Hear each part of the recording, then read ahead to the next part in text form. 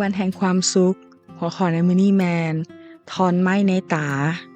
ทอนไม้ในตาในมัทธิวบทที่7ข้อ5ทรงกล่าวว่าโอ้คนหน้าซื่อใจคดเอ้ยจงเอาไม้ทั้งทอนออกจากตาของเจ้าเองเสียก่อนแล้วเจ้าก็จะสามารถเห็นได้แจ้งเพื่อเอาขี้เหงื่อออกจากตาพี่น้องของเจ้าเมื่อมีปัญหาจะเลือกอันใดระหว่างศักดิ์ศรีหรืออีโก้ของตนเองหรือมิตรภาพโดยปกติคนเฮาจะกล่าวโทษหรือตัดสินคนอื่นได้ง่ายๆเมื่อมีปัญหาต่อกันเมื่อผิดพลาดเฮารีบตัดสินเพราะบ่อยากแสดงความรับผิดชอบทั้งย่านเสียหน้าและเสียศักดิ์ศรีแต่เมื่อคิดถึงมิตรภาพเฮาคงต้องยอมดึงไม้ทั้งทอนออกและเคลียร์ผงในตาของกันและกันบางครั้งไม้เสียบคาตาของเฮาส่วนคู่กรณีมีเพียงแต่ผงที่ติดอยู่ในตาเท่านั้นกรุณาเบิ่งให้ดีๆพระเจ้าให้โอกาสทุกครั้งอย่าตัดสินคนอื่นเพื่อว่าพระเจ้าจะบ่ตัดสินเจ้าด้วยว่าเจ้าจะตัดสินคนอื่นอย่างใดพระเจ้าก็จะตัดสินเจ้าอย่างนั้นและเจ้าจะตวงให้เขาด้วยเครื่องพองอันใดพระเจ้าก็จะตวงให้เจ้าด้วยเครื่องพองอันนั้นมัทธิวบทที่7ข้อ1ถึง2พระเจ้าให้โอกาสกับมนุษย์ทุกคนที่มีความคิดและได้สะลอการพิพากษาเอาไว้ก่อนเพื่อให้คิดตึกตองและกลับตัวกลับใจใหม่เพื่อจะได้บ่ถูกการพิพากษาจากพระองค์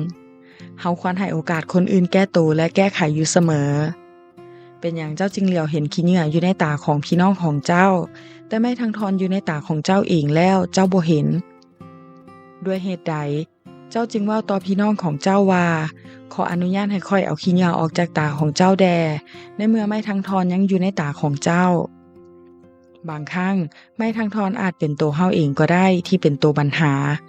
คงบ่มีไผกล้ามาดึงออกให้ได้ถ้าบ่ยอมรู้ศักดิ์ศรีของตนเองลงก่อน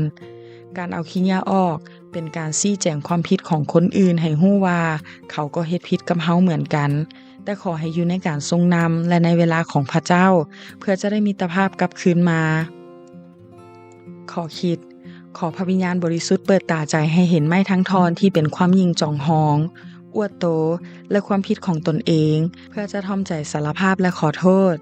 แล้วเปลี่ยนให้เห็นไม้กางแขนของพระเยซูแทนพอบ่อนนั้นเฮาได้รับการอภัยและบ่ถูกตัดสินลงโทษเมื่อพระเจ้ายกโทษให้เฮาก็ควรเฮ็ดเช่นนั้นกับพี่น้องคนอื่นเช่นกันถ้าท่านตัดสินใจเพียงเพราะหน้าปกปึ้มท่านอาจพลาดที่จะรู้เรื่องอัศจรรย์ในนั้นก็ได้ฉะนั้นอย่าตัดสินคนอื่นง่ายๆถ้าท่านบ่เคยรู้ความจริงว่าลาวผ่านอันใดมาแดจงรู้จักให้โอกาสเสมอขอพระเจ้าอวยพร